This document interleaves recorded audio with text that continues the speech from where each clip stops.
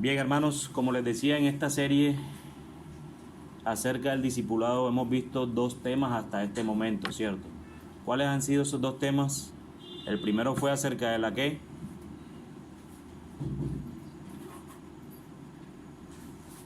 ¿No se acuerdan? ¿Cuál fue el primer tema que dimos del discipulado? Casi. La necesidad del discipulado, ¿cierto? Y luego el domingo anterior vimos acerca de la definición del discipulado. En cuanto a la necesidad, la idea principal que dimos en ese domingo era que ninguno de nosotros es perfecto. Partimos de ese hecho, ninguno de nosotros es perfecto. Todos necesitamos crecer como discípulos de Cristo. Es una necesidad. Algunos hoy en día piensan que una persona puede ser un cristiano bebé durante toda su vida. Muchas veces creemos que el ser cristiano es llegar hasta este punto en el cual el Señor nos llamó a servirle y listo, ya soy creyente a partir de hoy.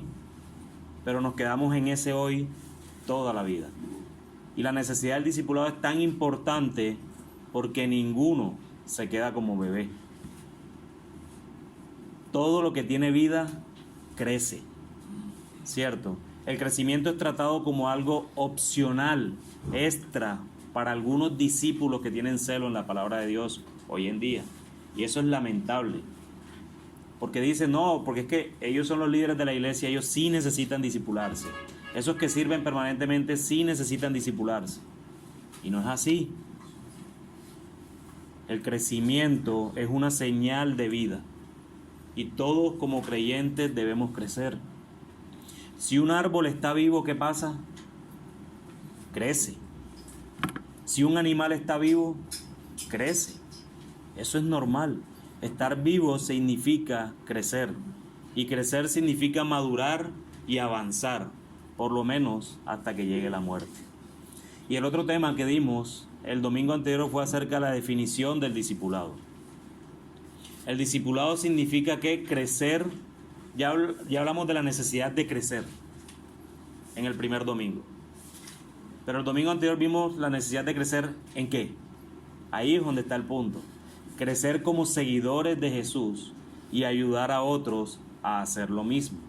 Crecer como seguidores de Jesús y ayudar a otros a hacer lo mismo. Ser cristianos, discípulos de Jesús, significa que constantemente nos arrepentimos del pecado. Lo confesamos, tratamos de vencerlo y hacemos todo lo que podemos para crecer a la imagen de Cristo.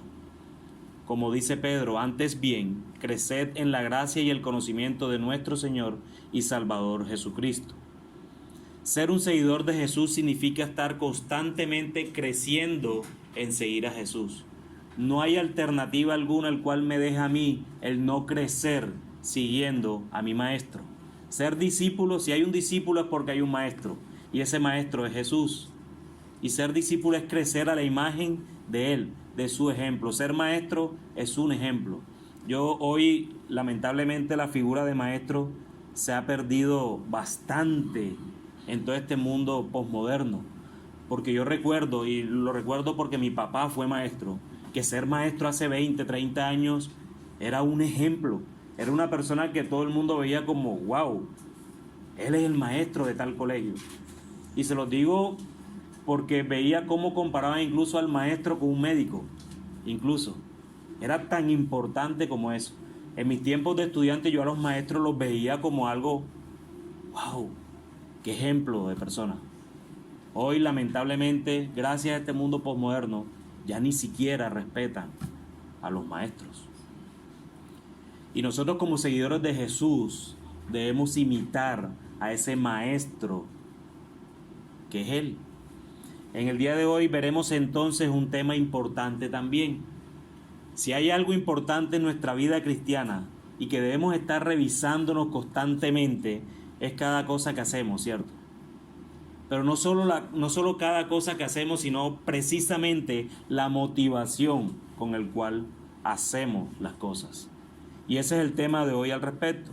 Y tiene que ver con las motivaciones del discipulado. Entonces ya vimos la necesidad del discipulado. El domingo anterior Fabián nos enseñaba acerca de la definición del discipulado y hoy vamos a ver entonces cuáles son esas motivaciones del discipulado. Y quiero introducir nuestro tema con unas preguntas. ¿Existe algo en tu vida que se requiere que hagas, pero resulta difícil porque luchas siempre para obtener la motivación?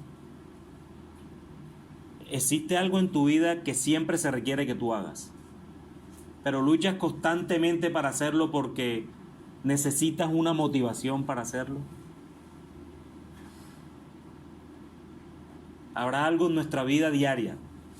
Esto no es solo nuestra vida como creyentes, aunque yo particularmente no divido la vida del creyente. La vida del creyente es una sola y es creyente. Esto no es como yo tengo una vida por acá en mi trabajo y yo llevo otra vida por acá en la iglesia o cuando estoy con los hermanos. No, nosotros tenemos una sola vida. Entonces existe algo en esta vida que tú tengas que hacer en tus labores diarias, en tu trabajo, en tu casa, en tu colegio, en tu universidad, donde quiera que estés, el cual se requiere que tú hagas, pero aún así te cuesta porque necesitas obtener una motivación para hacerlo. Seguro que sí, siempre hay algo de eso, siempre hay algo de eso. Pero la pregunta que sí es, ¿dónde entonces buscamos la motivación que necesitamos para hacer esa tarea? ¿Dónde buscamos esa motivación? ¿Acaso no es cierto que a veces nos levantamos por la mañana sin ganas de trabajar? Sin ganas de hacer nada incluso. ¿A ustedes no les ha pasado eso? Hoy me quiero quedar todo el día en la cama. ¿O es a mí el único que le pasa ese tipo de cosas? Si es a mí, perdónenme. De verdad. ¿No has escuchado de pronto entre las personas o nosotros mismos diciendo esto? Hoy amanecí desmotivado. Eso pasa. Pasa con frecuencia. Entonces es cierto que cada uno de nosotros necesita una motivación para hacer las cosas. Siempre se necesita una motivación para hacer las cosas. Aquí el tema a considerar es si la motivación es correcta o no es correcta. Niños, ustedes niños, los que acabaron de llegar incluso, las motivaciones de ustedes cuando van al colegio a estudiar, o aquellos que estudian en las tardes por la casa o en la mañana en las casas, ¿es para que sus padres no le llamen la atención o para ganarse un premio o tal vez porque quiere ocupar el primer puesto en el colegio? Niños, ¿por qué estudian? ¿Qué los motiva a ustedes a estudiar? No es que quiero ocupar el primer puesto. No es que si no mi papá o mi mamá me regañan, me disciplinan, me castigan. O jóvenes, ustedes que están acá, nosotros los jóvenes. Así sabe el alma, somos jóvenes. La motivación que los mueve a ustedes para estudiar o trabajar tal vez puede ser que están compitiendo con alguien. Y esto no quiere decir en ninguna manera que no sean competentes. Son dos temas totalmente diferentes. El Señor nos da dones a cada uno de nosotros y nosotros tenemos que usar esos dones para su gloria, y si los usamos para su gloria debemos hacerlo con excelencia. ¿Cierto que sí? Pero tal vez la motivación de ustedes jóvenes de ir a estudiar o trabajar es porque quieren de pronto competir con alguien, igual que le pasa a los niños. Quiero ocupar el primer puesto en la universidad, quiero ganarme esa beca. Tal vez algún momento todos nosotros pasamos por ese tipo de motivaciones. Igual a los adultos que trabajan, ya sean independientes, ya sean empleados, ya sean amas de casa incluso. ¿Qué los motiva? ¿La aceptación de los demás? ¿Hago las cosas para que me vean? ¿Hago las cosas para tener un buen nombre delante de esta persona? Yo hago estas cosas en casa para que mi esposo sepa que tiene una mujer hacendosa. Trabajo en la empresa buscando siempre ascender y ascender hasta tal punto de ni siquiera ya ocupar tu tiempo, sino nada más en el trabajo. Quiero el trabajo, quiero que tenga un buen nombre dentro del trabajo, necesito hacer cosas que nunca había hecho en el trabajo para que me identifiquen como un buen trabajador. Quiero ganarme esa foto donde dice el trabajador del mes. ¿Qué es lo que nos motiva entonces en todo, mis hermanos? ¿Qué es lo que nos motiva? Muchas veces tratamos de buscar nuestras identidades en muchas cosas, menos como creyentes que somos, en buscar la identidad en la persona que debemos buscarla, y es en Cristo. Nuestra identidad debe estar en Cristo. Fue nuestro Señor quien hizo todo lo que nosotros teníamos que hacer, pero a causa del pecado era imposible cumplir. Por ello, nuestra identidad debe estar en Cristo, quien nos justificó delante del Padre. En esta enseñanza vamos a considerar las motivaciones del discipulado, el por qué deberíamos buscar obedecer a Dios y crecer en santidad, y también cuáles son las razones correctas para tratar de crecer como cristianos y ayudar a otros a hacer lo mismo. Y la idea principal de esta enseñanza es la siguiente, y quiero que esto les quede en sus mentes siempre. Deberíamos crecer como cristianos y ayudar a otros a hacer lo mismo por quien es Dios, por lo que Él ha hecho por nosotros en Cristo y quien nos ha hecho en Cristo. Aquí hay 3 motivaciones. Solo leyendo esta idea principal, yo encuentro 3 motivaciones. Primero, ¿quién es Dios? Segundo, lo que Dios ha hecho por nosotros en Cristo. Y tercero, lo que Él nos ha hecho a nosotros en Cristo. En Colosenses capítulo 3, el apóstol Pablo nos expone una visión para crecer como discípulos de Jesús, que se basa en una rica diversidad de motivaciones. Y quiero que me acompañen en sus Biblias a Colosenses capítulo 3, versículos del 1 al 13. Colosenses capítulo 3, versículos del 1 al 13.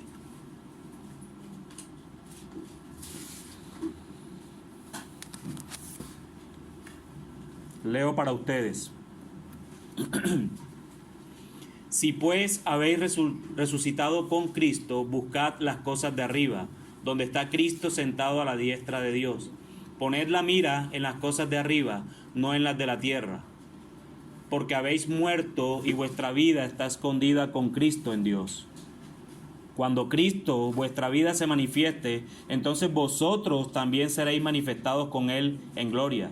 Haced morir, pues, lo terrenal en vosotros: fornicación, impureza, pasiones desordenadas, malos deseos y avaricia, que es idolatría. Cosas por las cuales la ira de Dios viene sobre los hijos de desobediencia, en los cuales vosotros también anduvisteis en otro tiempo cuando vivíais en ellas.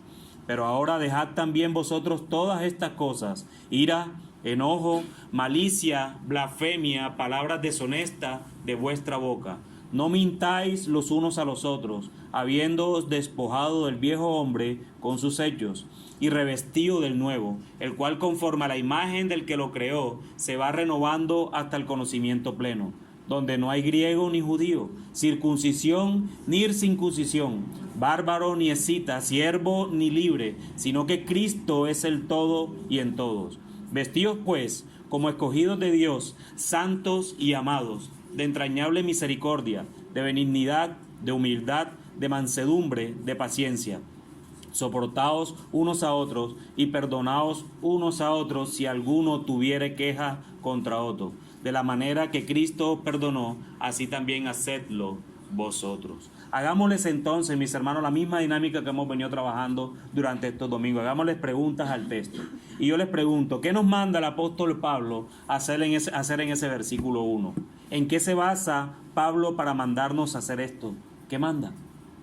¿Qué nos manda el apóstol Pablo en el versículo 1? ¿A buscar qué? ¿Las cosas de dónde? De arriba. A buscar las cosas de arriba. Así comienza Pablo en el versículo 1. Buscad las cosas de arriba. ¿Y cuál es la base sobre la cual nos pide eso? La base sobre la cual nos pide hacer esto está en ¿qué? En el hecho de que hemos resucitado con Cristo. en el hecho de que hemos resucitado con Cristo. Nuestra resurrección con Cristo es un motivo para nuestro crecimiento en las cosas de Dios. Solo allí ya hay una primera motivación. Ya hay una primera motivación. Nuestra resurrección con Cristo. Pablo dice que aunque estábamos espiritualmente muertos, hemos sido resucitados con Cristo, ¿cierto? Y ahora estamos sentados con Cristo en el cielo. Mi hermano, ¿te motiva esto a crecer como discípulo de Jesús? Esto nos debería motivar a crecer como discípulos de Jesús. Es una victoria que de antemano, a pesar de nosotros mismos, ya el Señor nos las aseguró. Resucitaste con Cristo. Estás con Cristo. Estás en Cristo. ¿Será esto una motivación para poder crecer en el conocimiento de aquel que nos llamó, de aquel que nos salvó? ¿Es para ustedes una motivación? ¿Sí o no? ¿Cierto que sí?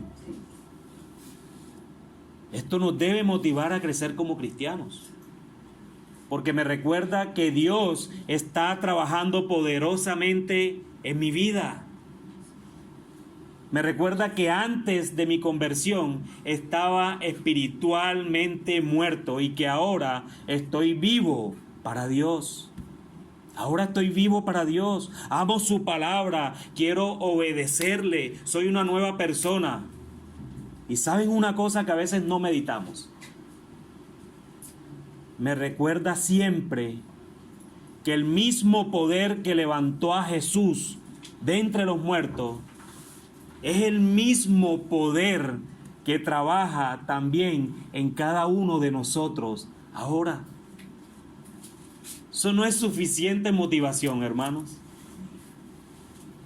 ¿De qué manera entonces esta motivación para el discipulado difiere solo de un simple hazlo cuando buscamos obedecer a Dios como una mera obligación? ¿De qué manera entonces esta motivación de que aquel poder que levantó a Jesús de los muertos es el mismo poder que me transformó, es el mismo poder que me mantiene? ¿De qué manera esa motivación difiere de un simplemente lo hago porque me toca? Ser motivados por ese hecho de que hemos muerto al pecado y hemos sido levantados con Cristo es diferente a un enfoque de simplemente hazlo, en el cual obedecemos por obligación. ¿Saben por qué? Porque comienza con lo que Dios ya ha hecho por nosotros y en nosotros en Cristo. Eso es suficiente, hermanos. Eso es suficiente. Seguir el ejemplo de motivación de Pablo, que está en ese pasaje, significa que para crecer como discípulos tenemos que recordar permanentemente la obra de la gracia de Dios en el Evangelio. La obra de la gracia de Dios en el Evangelio. Esto significa que nuestros esfuerzos son una respuesta de agradecimiento y con confianza a la gracia de Dios. Se nos recuerda que el poder de Dios está obrando en nosotros. No son solo nuestros propios esfuerzos, lo cual es una gran motivación para seguir esforzándonos en el crecimiento. Es la gracia de Dios en el Evangelio lo que nos motiva. Pero hermanos, ¿qué nos manda Pablo a hacer en el versículo 2? ¿Qué nos manda Pablo a hacer en el versículo 2? Con poner la mira en las cosas de arriba, ¿cierto? Y poner la mira en las cosas de arriba, que está reafirmando el versículo 1, ¿no? Pablo lo que hace es reafirmar lo que dice en el versículo 1. Poner la mira en las cosas de arriba. Entonces, poner la mira, hermanos, y quiero que se entienda así, no es mirar para arriba, no. Es que nuestras mentes y nuestros corazones estén puestas arriba. No es solamente asomarme en la ventana y mirar para el cielo, wow, qué grande es Dios. No, no, es poner nuestras mentes, nuestros corazones, todo lo que deseamos, arriba, arriba. Acumular tesoros ¿en dónde? En los cielos. Pero ¿sobre qué fundamento Pablo nos manda hacer esto? ¿Sobre qué fundamento?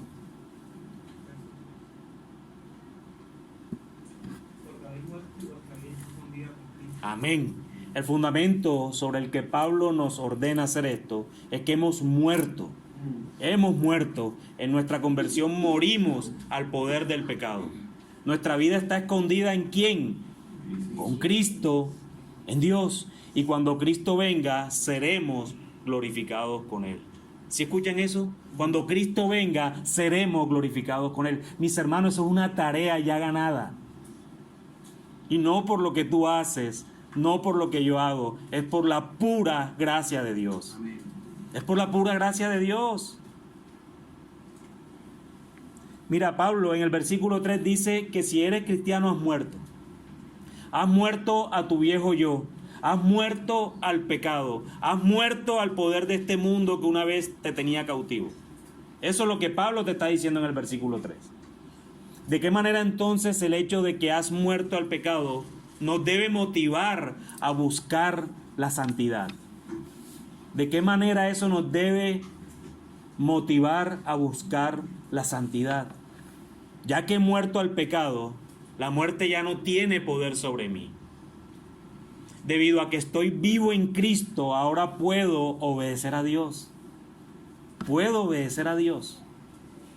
Ya que he muerto a mi antiguo yo, al viejo hombre, ahora soy una nueva persona en Cristo. He roto con el pecado y mis antiguos caminos. No soy más quien era antes. Por tanto, debo vivir según esto. Ya morí al viejo hombre. Ya que he muerto al mundo, no estoy más bajo su poder. No tengo que buscar la aprobación del mundo o temer su rechazo. Y con esto se destruye cualquier motivación que tengamos en nuestra vida diaria. No tengo que buscar la aprobación del mundo para yo poder motivarme a levantarme a trabajar. Yo no tengo que ir a trabajar todos los días para buscar la aprobación de mi jefe. No, hermanos, no. Así sea él el que me pague, yo no tengo que levantarme a trabajar para que él me acepte. No. Ya yo morí a esas cosas. ¿Por qué? Porque mi identidad está en Cristo. No en mi jefe. No en lo que diga mi jefe. No en lo que piense mi compañero de estudio. No en lo que piense incluso el amigo que tengo en el colegio. No, nada de eso. No en lo que piensen los clientes de mi trabajo. No, mi identidad está en Cristo. En Cristo. Y esa es la única verdad por la que uno debe vivir día a día. Mi identidad está en aquel que me salvó. Mi identidad está en aquel que me llamó. Mi identidad está en aquel que murió por mí. Mi identidad está en aquel en el cual yo voy a estar con él algún día. Y eso, si tú necesitas otra motivación, hermano, de verdad debes revisarte. Debes revisarte. Y fíjense, todo esto es una tarea que ya sabemos que ganamos, que la ganó Cristo por nosotros. En ese versículo 4, Pablo nos recuerda que cuando Cristo aparezca, también apareceremos nosotros con Él en gloria. Eso es una promesa que ya está. Ya es una tarea que ya está lista y cumplida. Consumado es. Piensa en una tarea difícil que tú tienes, que tienes que completar, obviamente. Que tuviera un objetivo específico en mente, como una carrera o un proyecto con una fecha de entrega. Ahora imagina que el resultado de esa tarea por la que te estás esforzando es seguro y tendrá lugar. Te pregunto, ¿de qué manera te afectaría eso a ti en el esfuerzo presente? Si ya tú sabes que esa tarea, si ya tú desde hoy sabes que esa tarea se logró, si tuvieras ese poder de poder mirar el futuro, ¿cómo afectaría eso en tu esfuerzo presente? Yo creo que tú lo haces con tranquilidad. Ya yo sé que la hice. Yo hago esto con tranquilidad porque al final ya sé que voy a cumplir. Ahora, hermanos, de manera similar, ¿cómo la esperanza de ser glorificado con Cristo alimenta tus esfuerzos para crecer en Cristo ahora? ¿Cómo eso puede alimentarnos? ¿Cómo eso nos puede motivar para seguir creciendo en el conocimiento de aquel que nos salvó en el tiempo presente? Que nuestra esperanza de gloria futura con Cristo es cierta y segura. Nos ayuda a soportar las pruebas y las tribulaciones de ahora. Nos recuerda que no tendremos que luchar con el pecado para siempre. ¡Qué gran esperanza! Nos anima porque tenemos un gozo interminable con Cristo que nos espera más adelante en la eternidad. Y todas estas cosas ponen viento en nuestras velas para navegar. Nos motivan a vivir ahora de la manera en que viviremos en la eternidad. Si escuchaste eso, mi hermano, nos motiva a vivir ahora de la manera que viviremos en la eternidad. Obviamente imperfectamente. Es obvio porque somos pecadores. Pero solo el saber que vamos a estar con Cristo algún día debe motivarnos a vivir hoy como si estuviéramos con Cristo. Hoy. Presente. Cara a cara. Debe ser la misma motivación. En resumen, entonces, los primeros 4 versículos de este pasaje motivan nuestro crecimiento en santidad, recordándonos nuestra muerte al pecado y nuestra nueva vida en Cristo, y la esperanza cierta de la gloria futura. Pero entonces, ¿qué nos dice Pablo acerca de hacer morir en el versículo 5? ¿Qué significa hacer morir cierto comportamiento o cierta actitud?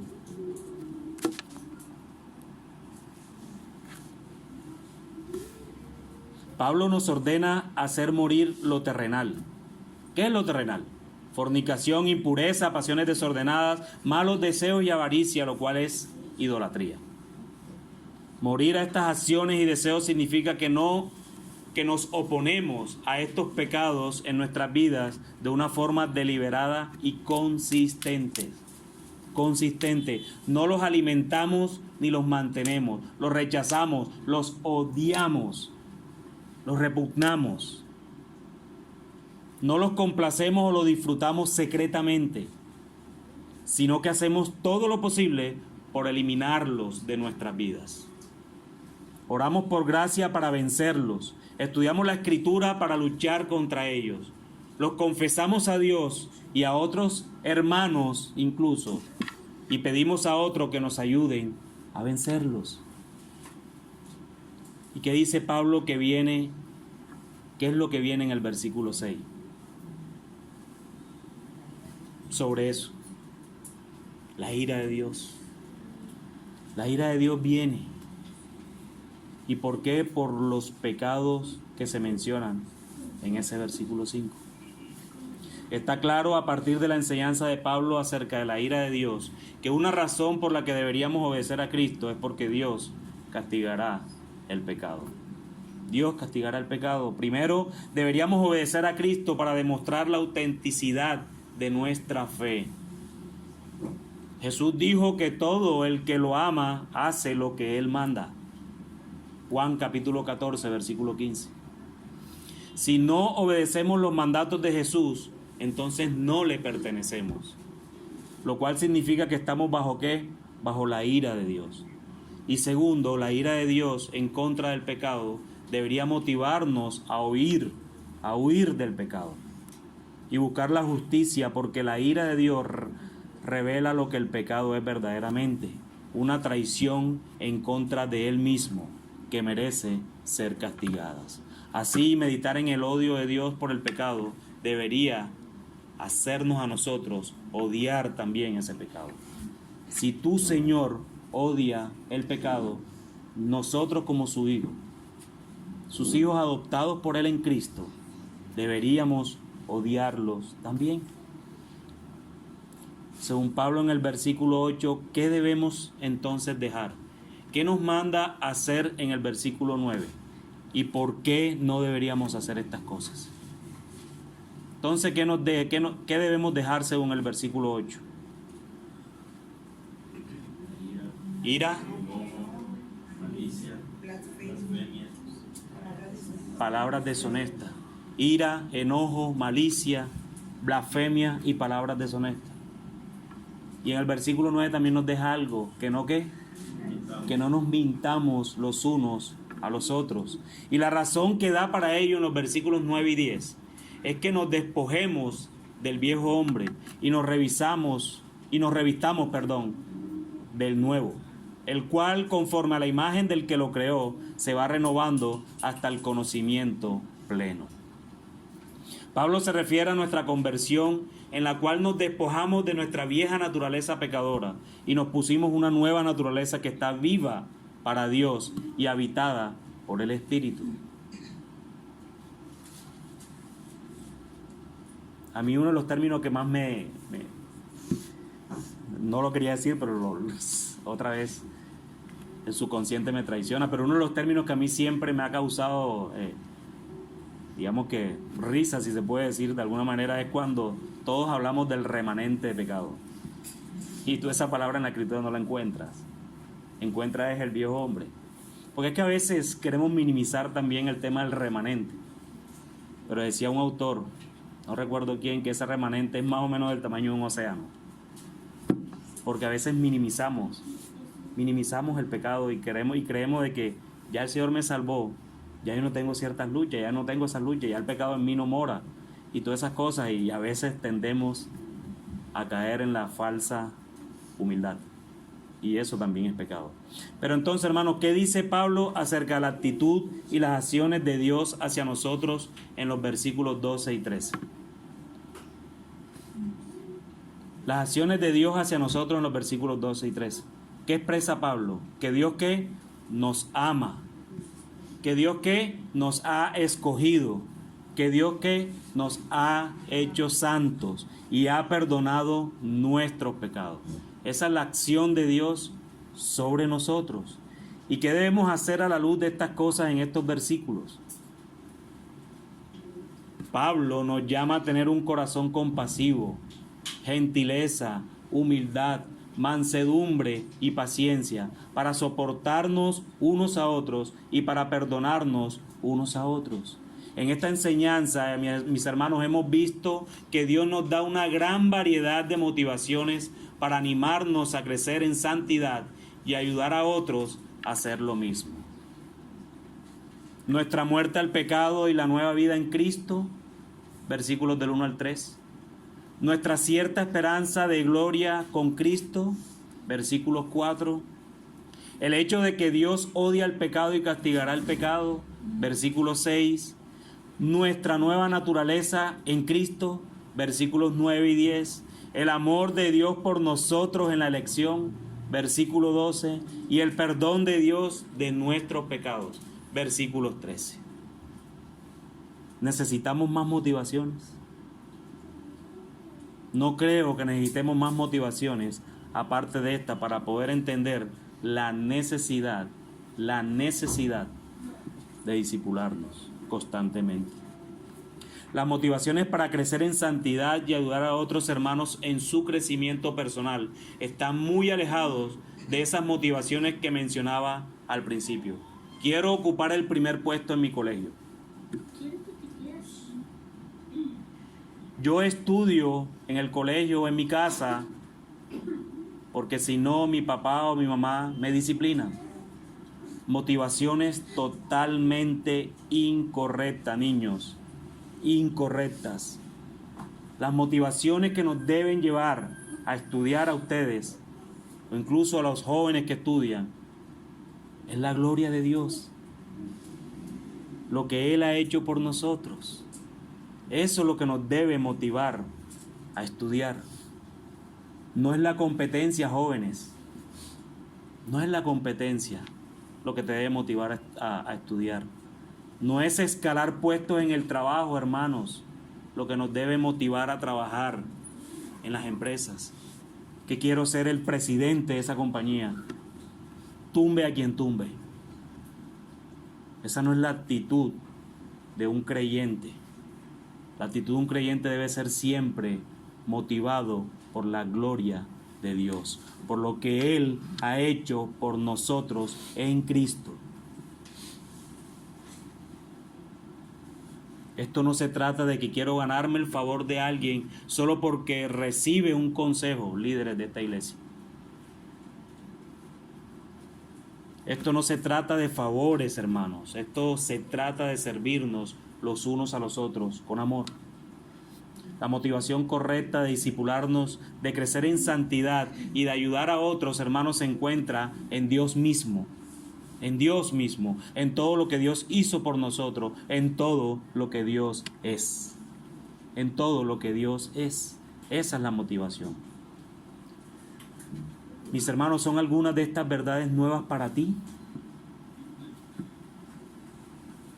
¿O todas te son familiares? ¿Existe alguna que no hayas considerado antes como una motivación para crecer en santidad? La motivación para crecer en santidad no está en lo que podamos o no podamos hacer, en si puedes o no torcerle el brazo a Dios porque haces cosas, porque te crees más espiritual. No, hermano. La motivación está en lo que Él ya hizo. Lo que Él ya hizo. En esa victoria segura que nosotros tenemos en Cristo. Es la única competencia, hermano, que tú has ganado en Cristo, porque otro lo hizo por nosotros. Es la única competencia segura que sabemos que vamos a llegar a la meta, pero es en virtud de la obra de Cristo. Esa debe ser nuestra motivación, en conocer más a aquel que triunfó por mí. Debo conocerle, me motiva a conocerle, me mueve a conocerle. Solo el saber todo lo que Él hizo por mí, lo que Él es y lo que Él es, me motiva a conocerle.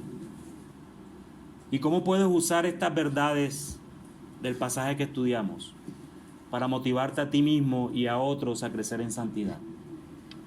¿De qué manera práctica puedes cambiar las motivaciones en el corazón?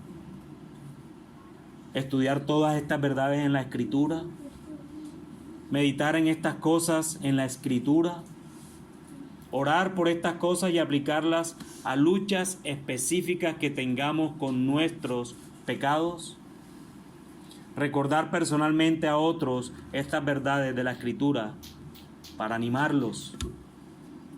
A la luz de este pasaje, ¿cuáles serían entonces algunas motivaciones equivocadas para crecer en santidad? Tratar de pronto de ganarnos nuestra salvación. Somos salvos solo por gracia, solo por medio de la fe, solo en Cristo. Jesús ganó la salvación por nosotros. O tal vez tratar de ganarnos el amor y la aceptación de Dios. Si somos cristianos, Dios ya nos ama. Ya Dios nos aceptó en Cristo. No necesitamos añadirle algo a esa aceptación. Ya Cristo lo hizo, hermanos. Descansemos en esas verdades. Descansemos en esas verdades. O tratar de agradar o impresionar a la gente. Deberíamos preocuparnos supremamente por lo que Dios piensa, no por lo que piensa el hombre. Amar la justicia porque amamos a Dios, quien es justo. No deberíamos de crecer en piedad para parecer más espirituales a los ojos de los demás, sino para verdaderamente ser más espirituales ante los ojos de Dios. ¿Luchas personalmente con alguna de estas cosas? Buscando aceptación, ganándote tu salvación. Hemos visto en estos domingos la necesidad del discipulado a través de las Escrituras, la definición del discipulado a través de las Escrituras y las motivaciones que nos deben mover realmente a discipularnos a través de las Escrituras. La Biblia es suficiente para estos asuntos, mis hermanos. No solo muestra la necesidad que tenemos de discipularnos y conocerle a Él, sino que también nos muestra la motivación por el cual debemos hacerlo. Quiera el Señor, mis hermanos, quiera el Señor ayudarnos en todas estas cosas, que nos guíe y nos muestre esta necesidad y ver con motivaciones correctas esa necesidad para nosotros. Debemos recordar siempre que debemos discipularnos hasta el último día, sea que muramos o que Él vuelva como lo prometió. El Señor nos bendiga y nos guíe en todo, mis hermanos. Amén.